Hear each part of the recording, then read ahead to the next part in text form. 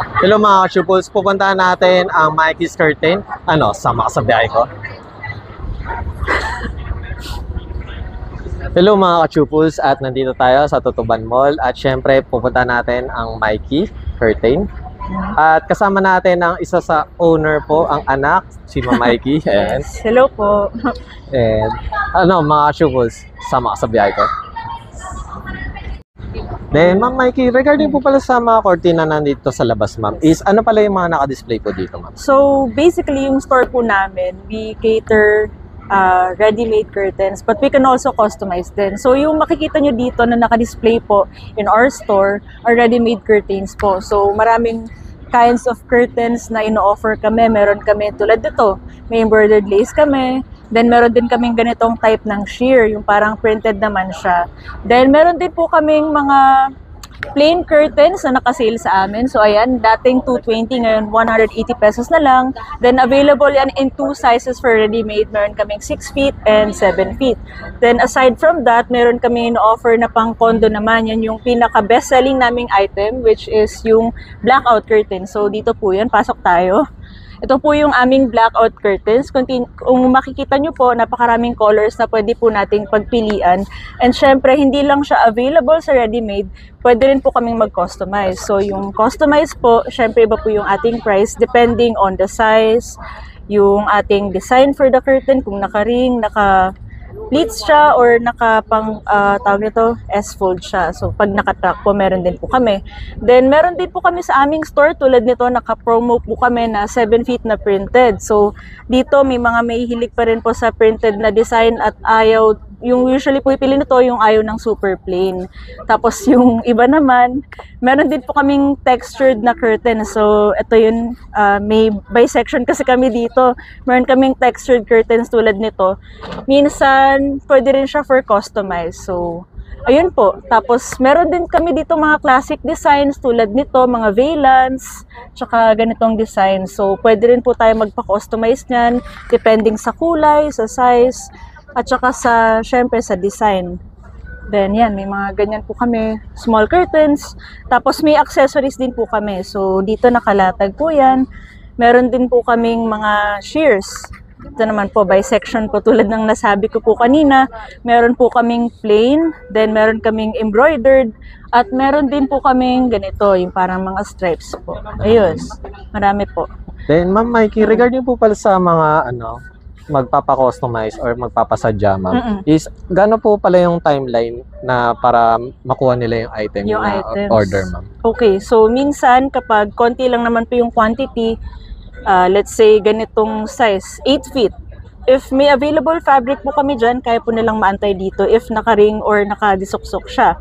Pero kung nakapang-track siya, minsan kaya po by 2 to 3 days. Pero pagka medyo marami po yung quantity, kaya po namin ng 5 to 10 days. Yan po. Then, syempre ma'am, para sa mga curious lang na, ayun nga, na bago lang mag-asawa, lilipat, tapos bibili ng mga curtains, is paano pala nila ma-maintain yung ganda ng mga kortina, ma'am? Paano ma-maintain yung quality, ma'am? Quality. So, sa pagpapa-alaga po yan ng curtain, no? Pagka makapal, kaya po siya labhan by hand. Yun po ang mas inaano namin, sinasuggest na mag-hand wash po ng curtain.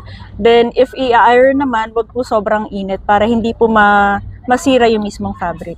Yun po. Then, syempre ma'am Mikey, dahil ngayon ay summer, mainit-init. Ano naman po yung isa-suggest yung curtain, ma'am? Okay, so since mainit nga po, ang pinaka-sinasuggest po namin is yung blackout po. Ito, para yung, kasi lalo na ngayon, iba na po yung init eh. Yung as in tagos na siya hanggang sa room, di ba? Oo, so yung nakakatulong din siya para kunyari may aircon, tapos may blackout kayo, hindi lalabas yung lamig dun sa kabilang room. So yung blackout din kasi ang pinaka-purpose kasi niyan is para hindi pumasok yung sunlight sa loob ng room. So kapag may blackout kayo, syempre bawas agad yung init na pumapasok galing sa labas.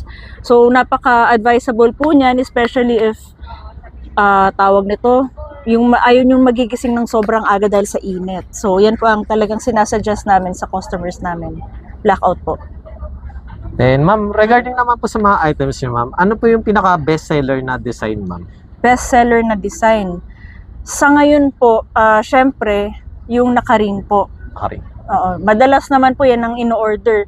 Pero ang second na best-selling po namin is yung naka-track. So, dito po may sample kami if gusto niyo pong makita. Dito po tayo. Excuse me lang po, sorry. Ito po yung second naming best-selling item. So, ito po yung sinasabi ko kanina, ito po yung S-fold na tinatawag po natin. So, kung nakikita nyo po, naka-curtain track po siya. And tatanggalin ko lang po yung tali, ano. Very easy to operate siya, no. So, pwede nyo siyang iganyan. Spread out ng ganyan. Para, tawag na to, ma-block yung init sa labas. So, in this type naman po pala, sorry po, this is full blackout. Yung kaninang blackout po kasi, mga 90 to 95% lang po yung blockage niya sa init. Pero if we have full blackout, meaning 100% wala po talagang makapasok na ilaw, tulad po nito. Testingin po natin. So, kita nyo po may ilaw, no? So, lalagay ko lang po ito sa likod. Yan, wala pong kahit anong ilaw, no? Na nagpa-pass through dito. So, lalabas ko ulit yung ilaw, yan. Wala po talagang Walang ilaw. padaya-daya. Ayan, wala pong daya, naka-live tayo. 100%. Wala po talaga. So, this is advisable, especially sa condos po, na sobrang init. Sobrang init. Oo. Then, ma'am, sa ganito, ma'am, same price lang din po siya sa half, ma'am? Dun sa kanina po. Yes, Pagka ganito po, hindi po. Kasi for customized lang po ito. So, usually, ang price range po namin dito nasa 1.5 to 2.5. Depending po yan sa length and syempre sa design po. nice. Yan. Then, ma'am, if ever pala ayaw nila ng plain lang, gusto nila may embroidery or ma'am, is magkano pala usual na additional cost, ma'am?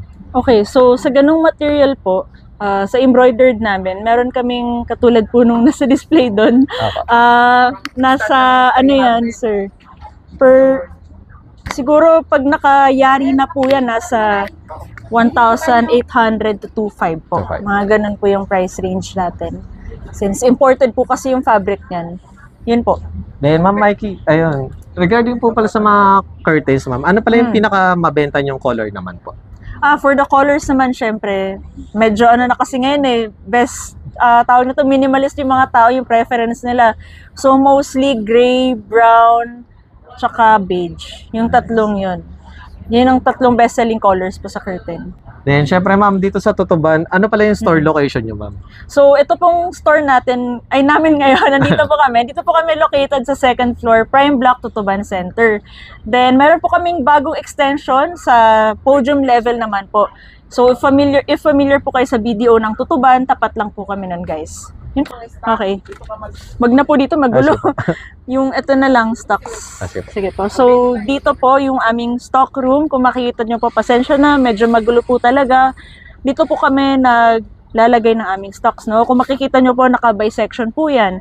So dito yung mga plain, then ito po napakaraming blackout. Guys, no, marami kayong pagpipilian sa amin.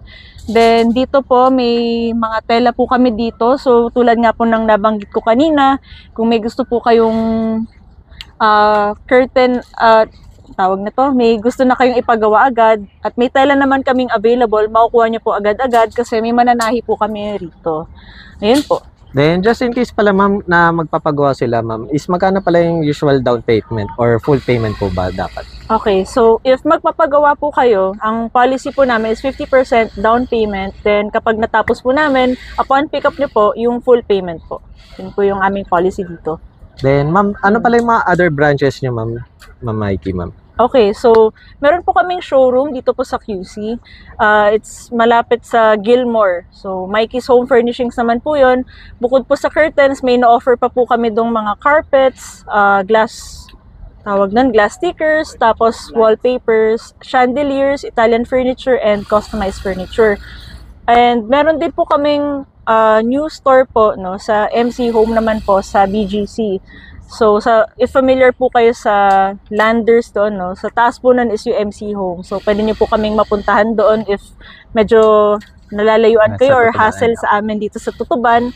Same naman, kung mas accessible po sa inyo is maganda po sa BGC.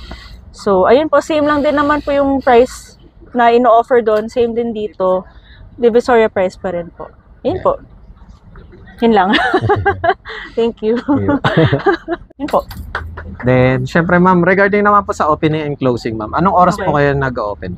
So, store hours po namin, open kami every day from 9 a.m. to 7 p.m. Even on holidays. Wow. Yes po. Then, ayun ma'am, any social media na just in case na bibili sila ng ano ma'am, order online ma'am, Shopee, TikTok, Lazada, mga ganun ma'am. So, meron kaming TikTok po. So, pwede kayo mag-follow sa amin sa TikTok. Then, mostly, nakikipag-usap kami sa clients through Facebook or Viber po. And minsan, WhatsApp din po if you want.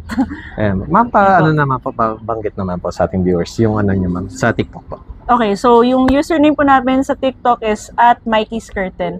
Same din po yun sa aming Facebook page po, Mikey's The Curtain Store. Then sa IG, ganun din po, @Mikey'sCurtain. Then, syempre ma'am, regarding po sa mga mode of payment, ano pala yung ina-accept nyo ma'am? So dito po sa aming store, accepted po sa amin is syempre cash, GCash, Maya, and pwede pong bank transfer. And on some cases, may card payment din po kami. Yun po. Then, ma'am, Mikey, please invite naman po sa ating mga viewers po. Okay, so yun guys, if you want quality, and syempre, nagsasuggest po talaga kami sa aming customers. Maraming nagsasabi sa amin na very accommodating po kami dito. So, if you want na matulungan namin kayo sa pagpapaganda ng inyong mga bahay, condos, or kung gusto niyo mag-renovate guys ng, renovate ng inyong mga rooms or kahit saan po, pwede po kayo magpunta sa aming store. Located po kami sa 2nd floor, Prime Block, Tutuban Center. And open kami every day from 9 a.m. to 7 p.m. Yun po. And once again, thank you ma'am Mikey. Sige, Visit na kayo guys. Bye-bye. Thank you. Then, ma'am Mikey, ano pala yung nandito ma'am? So, ito po yung nabanggit ko kanina na extension po namin. No? So, newly opened lang po namin ito since last March po. So, dito po, tulad po nabanggit ko kanina, near entrance, tapat ng BDO, ito po yung aming extension. So, sa mga hindi po nakaakyat or hindi sa amin familiar sa Prime Block, dito po, may makikita na po kayo agad. Pagpasok pa lang po ng entrance. Yan po. At same item lang rin naman at services naman syempre. Yes po, of course po. Same items lang din po and same services lang. Pwede rin po sila magpo-customize dito and lahat po ng nandito na items, same din po sa taas. Yun po. Kaya kung nahirapan kayong umakyat or hindi nyo makita, ito mismo entrance na lang. Kaya ano pa, punta na kayo guys. Thank you. Bye-bye. Yeah.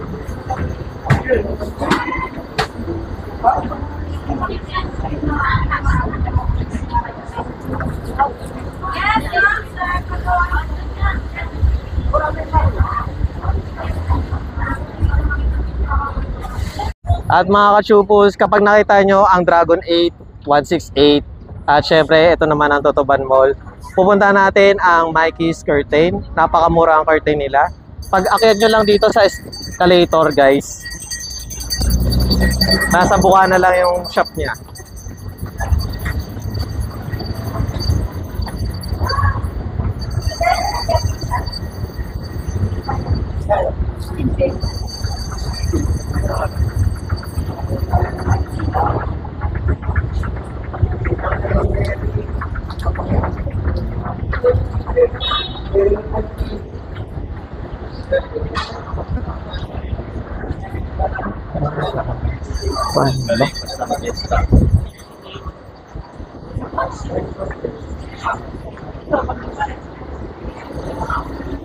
At ito yung isa sa mga branch nila.